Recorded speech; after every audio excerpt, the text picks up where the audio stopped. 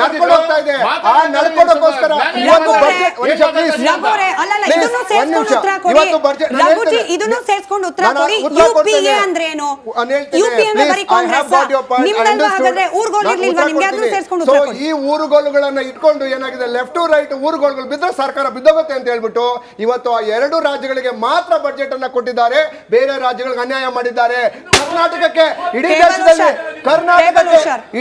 ಒಂದ್ ನಿಮಿಷ, ಕರ್ನಾಟಕದಲ್ಲಿ ಇಡೀ ದೇಶದಲ್ಲಿ ಹೈಯೆಸ್ಟ್ ಟ್ಯಾಕ್ಸ್ ಕಟ್ಟಕ್ಕೆ ಸೆಕೆಂಡ್ ಹೈಯೆಸ್ಟ್ ಕಟ್ಟತಕ್ಕಂಥ ಕರ್ನಾಟಕಕ್ಕೆ ನಿರ್ಮಲಾ ಸೀತಾರಾಮನ್ ಏರ್ಕೊಟ್ಟಿದ್ದಾರೆ. ಸೊ ನಮ್ಮ ಮಿತ್ರರು ಒಂದು ಮಾತು ಹೇಳ್ತಾ ಇದ್ರು, 7,800 ಕೋಟಿ ಕೊಡ್ತಿದೀವಿ ಅಂತ ಹೇಳಿ. 7,800 ಕೋಟಿ ಕೊಟ್ಟಿರ್ತಕ್ಕಂಥ ಕರ್ನಾಟಕದ ಹೊಸ ಯೋಜನೆಗಳಲ್ಲ ಸ್ವಾಮಿ, 5-6 ವರ್ಷದಿಂದ ನಡೀತಾ ಇರ್ತಕ್ಕಂಥ ಎಕ್ಸಿಸ್ಟಿಂಗ್ ಪ್ರಾಜೆಕ್ಟ್ ಮಾತ್ರ, ಅದು ಇನ್ಕ್ಲೂಡಿಂಗ್ ಮೆಟ್ರೋ, ಅದು ಫ್ರೀ ಎಲ್ಲ ಕೊಡ್ತಾ ಇರೋದು. ಒಂದ್ ನಿಮಿಷ ಪ್ಲೀಸ್. ಕರ್ನಾಟಕ ಸರ್ಕಾರದ ಮೆಟ್ರೋ ಯೋಜನೆಗಳಿಗೆ ಕರ್ನಾಟಕ ಸರ್ಕಾರದ ಆಸ್ತಿಗಳನ್ನ ಅಡ ಇಟ್ಟು ಕೊಟ್ಟು ಸಾಲ ತಗೊಂಡವರ ದುಡ್ಡನ್ನ ಕೊಡ್ತಾ ಇರೋದು ಇವರು. ಇದು ಕೇಂದ್ರ ಸರ್ಕಾರದಿಂದ ಬಂದಿರತಕ್ಕಂಥ ಹಣ ಅಲ್ಲ. ಈ ಇದರಲ್ಲಿ ಯಾಕೆ ನಾವು ಇದನ್ನ ಏನು ಸ್ಟ್ರೆಚರ್ ಸರ್ಕಾರದ ಕರಿತೀವಿ ಅಥವಾ ಕುರ್ಚಿ ಉಳಿಸ್ಕೊಳ್ಳುವಂತ ಸರ್ಕಾರ ಈ ಬಜೆಟ್ ಕರಿತೀವಿ ಅಂತ ಹೇಳಿದ್ರೆ, ಕೇವಲ ತನ್ನ ಅಧಿಕಾರದ ಉಳಿಸ್ಕೊಳ್ಳೋಕೋಸ್ಕರ ಮಂಡನೆ ಮಾಡಿರ್ತಕ್ಕಂಥ ಈ ಬಜೆಟ್ ನಿಮ್ದು ಮೈತ್ರಿ ಪಕ್ಷ ಕೇಂದ್ರ ಸಚಿವ ಸ್ಥಾನ ಕೊಟ್ಟಿದ್ದಾರೆ ಕುಮಾರಸ್ವಾಮಿ ಅವರಿಗೆ. ಬಹುಶಃ ಜೂನ್ ನಲ್ಲಿ ಹೋಗ್ತಾರೆ, ನಾವು HMT ಉಳಿಸ್ತೀವಿ, VISL ಗೆ ಪುನಶ್ಚೇತನ ಕೊಡ್ತೀವಿ ಅಂತಾರೆ ಕುಮಾರಸ್ವಾಮಿ. ಎಲ್ಲಿ ಪ್ರಸ್ತಾಪ ಆಯ್ತು ಬಜೆಟ್ ನಲ್ಲಿ? ಅಂದ್ರೆ ಆ ಮೈತ್ರಿ ಮಾತ್ರ ಮೈತ್ರಿ, ನಿಮ್ ಮೈತ್ರಿ ಅಲ್ವಾ? ಮೇಡಮ್, ಬಜೆಟ್ ಅಲ್ಲಿ ನೋಡಿ ಪ್ರತಿಯೊಂದು ಯೋಜನೆಗಳನ್ನು ಕೂಡ ಅವರು ಬಜೆಟ್ ಭಾಷಣದಲ್ಲಿ ಹೇಳಲಿಕ್ಕೆ ಆಗೋದಿಲ್ಲ. ಹಾಗಾಗಿ ಏನು ಇವತ್ತು 11,11,000 ಕೋಟಿ ಅತಿ ಹೆಚ್ಚು ಮೂಲ ಸೌಕರ್ಯಕ್ಕೆ ಇಟ್ಟಿದ್ದಾರೆ ಕೇಂದ್ರದಲ್ಲಿ ಬಜೆಟ್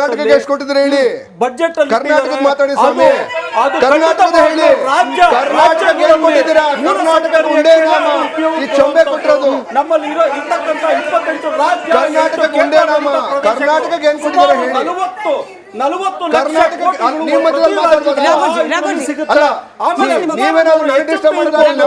40 ಇರ್ಬೋದು, ವಿಶ್ವೇಶ್ವರಯ್ಯ ಸ್ಟೀಲ್ ಇಂಡಸ್ಟ್ರೀಸ್ ಇರ್ಬೋದು,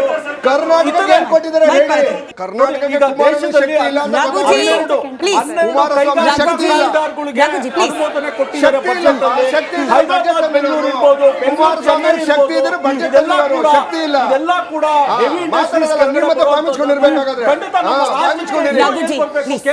ಅದನ್ನೆಲ್ಲ ನಾವು ಪ್ರಯತ್ನ ಅಂತೂ ಪಟ್ಟೆ ಪಡ್ತೀವಿ. ಪ್ರಾದೇಶಿಕತೆ,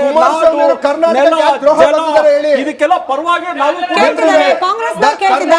ಕುಮಾರಸ್ವಾಮಿ ಅವರನ್ನ ಕೇಂದ್ರ ಮಂತ್ರಿಯಾಗಿ ಮಾಡಿ ಪ್ರಯೋಜನ ಏನಾಯ್ತು? ನಾನು ಕೇಳ್ತಿದ್ದೀನಿ, ಅದೇ ಪ್ರಶ್ನೆ ಕೇಳ್ತಿದ್ದೀನಿ.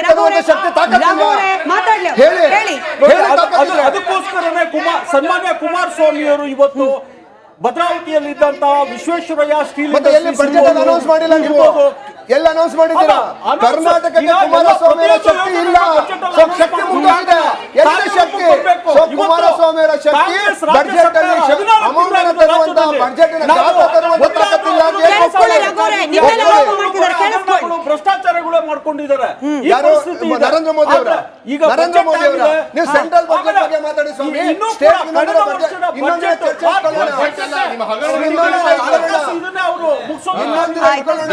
ಮೋಹನ್, ನಾವು ಕಳೆದ ಬಾರಿ ನಿರ್ಮಲಾ ಸೀತಾರಾಮನ್ ಅವರ ಹೇಳಿಕೆಯನ್ನ ಗಮನಿಸಿದ್ವಿ.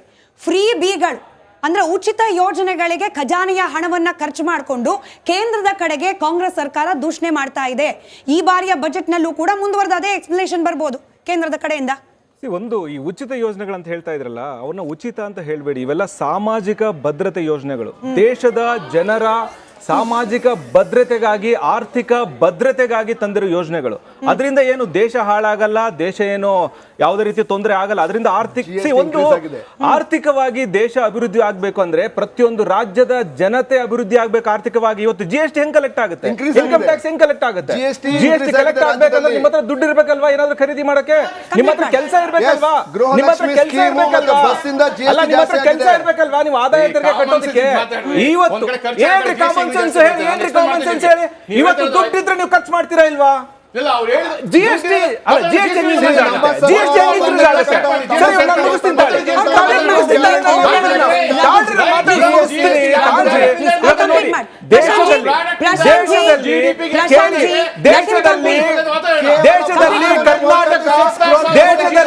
ಕರ್ನಾಟಕ ಆದಾಯ ತೆರಿಗೆಯಲ್ಲಿ 3ನೇ ಅತಿ ದೊಡ್ಡ ರಾಜ್ಯ.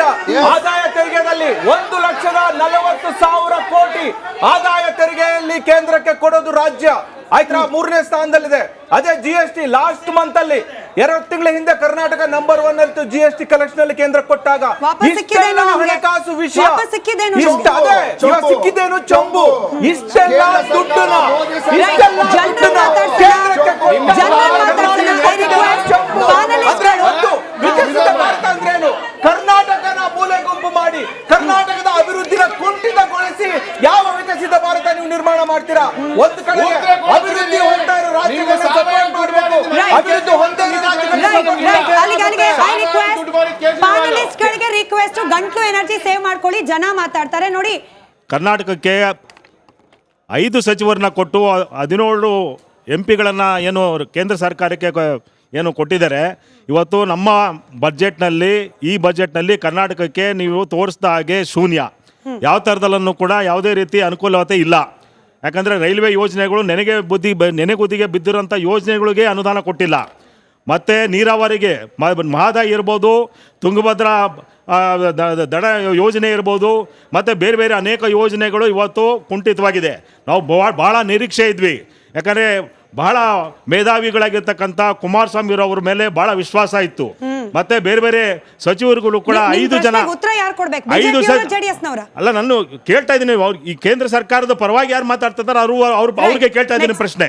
ಯಾಕಂದ್ರೆ ನಮ್ಮ ರಾಜ್ಯದಿಂದ 5 ಜನ ಸಚಿವರು ಕೊಟ್ಟಿದ್ರು. ಇವತ್ತು ಆರ್ಥಿಕವಾಗಿ ಏನು ಬಜೆಟ್ ಅನ್ನ ಮಂಡಿಸ್ತಂತವ್ರೆ ನಮ್ಮ ರಾಜ್ಯದಿಂದ ಪ್ರತಿನಿಧಿಸ್ತಾ ಇರ್ತಕ್ಕಂಥ ಸಂದರ್ಭದಲ್ಲಿ ನಮ್ಮ ಕರ್ನಾಟಕಕ್ಕೆ ಕೊಟ್ಟಂತ ಕೊಡುಗೆ ಏನು? ಇವತ್ತು ಕೇಳಿ, ಅನೇಕ ನೆನಗುದು ಬಂದಿದೆ. ಇವತ್ತು ಶಾಸ್ತ್ರೀಯ ಸ್ಥಾನಮಾನ, ನಾನು ಕನ್ನಡ ಸಾಹಿತ್ಯ ಪರಿಷತ್ನ ಪರವಾಗಿನೂ ಕೂಡ ಬಂದಿದ್ದೇನೆ. ಶಾಸ್ತ್ರೀಯ ಸ್ಥಾನಮಾನ ಇವತ್ತುವರೆಗೂ ಕೂಡ ಅದನ್ನ ಜಾರಿಗೆ ತರಕ್ಕಾಗಿಲ್ಲ. ಶಾಸ್ತ್ರೀಯ ಸ್ಥಾನಮಾನ ಇವತ್ತು ಚೆನ್ನೈನಲ್ಲಿ, ತಮಿಳುನಾಡಲ್ಲಿ ಚೆನ್ನೈನಿಗೆ ಎಲ್ಲಾ ರೀತಿಯ ಸವಲತ್ತು ಕೊಟ್ಟಿದ್ದಾರೆ ಶಾಸ್ತ್ರೀಯ ಸ್ಥಾನಮಾನಕ್ಕೆ. ಇವತ್ತು ಶಾಸ್ತ್ರೀಯ ಸ್ಥಾನಮಾನ ಬಂದು ಎಷ್ಟು ವರ್ಷ ಆಯ್ತು? ಒಂದು ಕಚೇರಿ ಇಲ್ಲ, ಒಂದು ಸಿಬ್ಬಂದಿ ಇಲ್ಲ. ಇವತ್ತು ತಾರತಮ್ಯ ನಡೀತಾ ಇದೆ ಕೇಂದ್ರ ಸರ್ಕಾರದಿಂದ. ಇವು ಆಗ್ಬೇಕು. ಕರ್ನಾಟಕಕ್ಕೆ, ಕನ್ನಡಿಗರಿಗೆ ಇವತ್ತು ನಮ್ಗೆ ಸೌಲಭ್ಯ ಬೇಕು. ಇವತ್ತು ಹಿಂದಿ ಏರಿಕೆ ಆಗ್ತಾ ಇದೆ. ಇವತ್ತು ಏನು ಕೇಂದ್ರ ಸರ್ಕಾರದ ಉದ್ಯೋಗಗಳಿತ್ತು, ಕನ್ನಡಿಗರು ವಂಚಿತರಾಗ್ತಾ ಇದ್ದಾರೆ ಉದ್ಯೋಗದಿಂದ. ಇವತ್ತು ನಮ್ಗೆ, ನಮ್ಮ ಕರ್ನಾಟಕಕ್ಕೆ, ಕನ್ನಡಿಗರಿಗೆ ಇವತ್ತು ನಮ್ಗೆ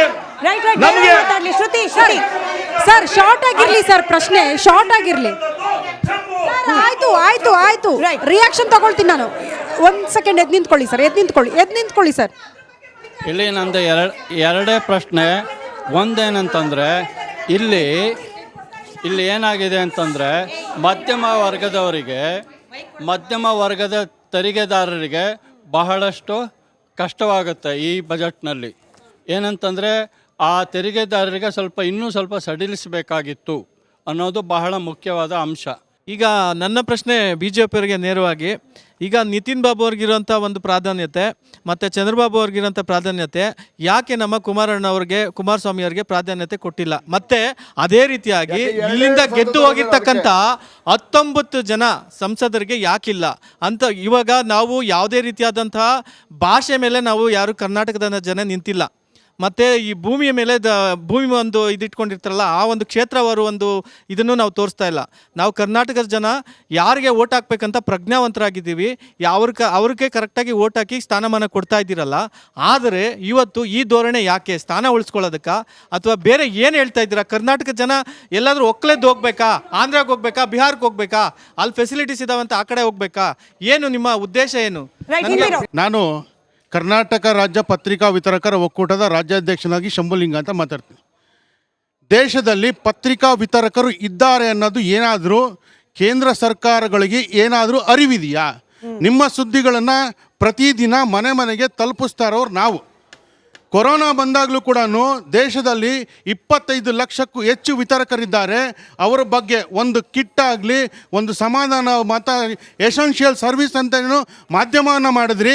ಮಾಧ್ಯಮದಲ್ಲಿ ಬರೆಯೋರು ಸಾರ್ವಭೌಮವರು, ವಿತರಕರು ತಲುಪಿಸೋರು ಗತಿಗೆಟ್ಟವರು. ಹಾಗಾದರೆ ನಿಮಗೆ ಇದುವರೆಗೂ ಏನು ಪ್ರಯೋಜನ ಘೋಷಿಸಬೇಕು? ವಿತರಕರ ಬಗ್ಗೆ ಕಾಳಜಿ ಏನಾದರೂ ಇದೆಯಾ ಕೇಂದ್ರಕ್ಕೆ ಅನ್ನೋದು ನನ್ನ ಪ್ರಶ್ನೆ. ಯಾವ ಒಬ್ಬ MP ಆಗಲಿ ಇದುವರೆಗೂ ಕೂಡ ಧ್ವನಿ ಎತ್ತಿಲ್ಲ. ಯಾಕೆ? ನೀವು ಏನು ಮಾಡ್ತಿದ್ದೀರಾ? 19 ಜನ, ಕಳೆದ ಬಾರಿ 28 ಜನ. ಕೊರೋನಾ ಬಂದಾಗ ಒಬ್ಬ MP MLAಗಳಾಗಲಿ ವಿತರಕರನ್ನ ಬಂದು ಗಮನಿಸಿದ್ದೀರಾ? ಇವ್ರು ಇವತ್ತು ಕಳೆದ ಮಳೆ ಬಾರಿ ಅಂದೆ budget ಮಳೆ ಅನ್ನು ಗಾಳಿ ಪ್ರತಿಭಟನೆ ಚಳಿ ಮಾಡ್ಲಿಕ್ಕೆ ಅಂದೆ ಮುಂದಾಗಿದ್ರಿ. ನಾವು ಪತ್ರಿಕೆಗಳನ್ನ ತಲುಪಿಸ್ತೀವಿ. If I am right sir, last time budget ಮಂಡನೆ ಆಗುವಾಗ ಪ್ರತಿಭಟನೆ ಕೂಡ ಮಾಡ್ಲಿಕ್ಕೆ ಮುಂದಾಗಿದ್ರಿ. ಹೌದು, ಧ್ವನಿಯನ್ನು ಖಂಡಿತ ತಲುಪಲೇ ಸರ್. ಇಲ್ಲ. ಯಾರು ಕೂಡ ನಮ್ಮ ಬಗ್ಗೆ ಧ್ವನಿ ಎತ್ತಲ್ಲ. ನಿಮಗೆ ನಾವು ಯಾಕೆ ನಿಮ್ಮ ಸುದ್ದಿಗಳನ್ನ ನಾವು ಪ್ರಚಾರ ಮಾಡಬೇಕು, ನಿಮ್ಮ ಸುದ್ದಿಗಳನ್ನ ನಾವು ತಲುಪಿಸ್ಬೇಕು. ಹಾಗಾದ್ರೆ ಮಾಧ್ಯಮಗಳ ಬಗ್ಗೆ ನೀವು ಯಾಕೆ ಧ್ವನಿ ಎತ್ತಲ್ಲ? ಮಾಧ್ಯಮಗಳು ಮಾತ್ರ ನೀವು ಉಪಯೋಗಕ್ಕೆ ಮಾತ್ರ ಬರ್ತಾವ. ಆದರೆ ಪತ್ರಿಕಾರ್ತರು ಅವ್ರು ಯಾರು ನಿಮಗೆ ಸತ್ತಿರೋರು ಕಣ್ಣು ಕಾಣಿಸಲ್ವಾ? 5 ಲಕ್ಷ ಕೊಡ್ತೀವಿ ಅಂತ ಹೇಳಿದ್ರಿ, ಏನ್ ಕೊಟ್ರಿ? 20 ಲಕ್ಷ ಕೊರೋನಾ ಸಂದರ್ಭದಲ್ಲಿ ಘೋಷಣೆ ಮಾಡಿದ್ರಿ. 20 ಲಕ್ಷ ಕೋಟಿ. 20 ಲಕ್ಷ ಕೋಟಿಯಲ್ಲಿ ನಿಮಗೆ 2 ಕೋಟಿ 3 ಕೋಟಿ 5 ಕೋಟಿ ಕೂಡ ಒಬ್ಬ ವಿತರಕನಿಗೆ ಕೊಡಬೇಕು ಅನ್ನೋ ಜ್ಞಾನ ಪರಿಜ್ಞಾನ ಇಲ್ವಾ? ರೈಟ್. ಈ ಕಡೆ ಶ್ರುತಿ, ಈ ಕಡೆ ಒಂದು 5 ಜನ ಈ ಕಡೆ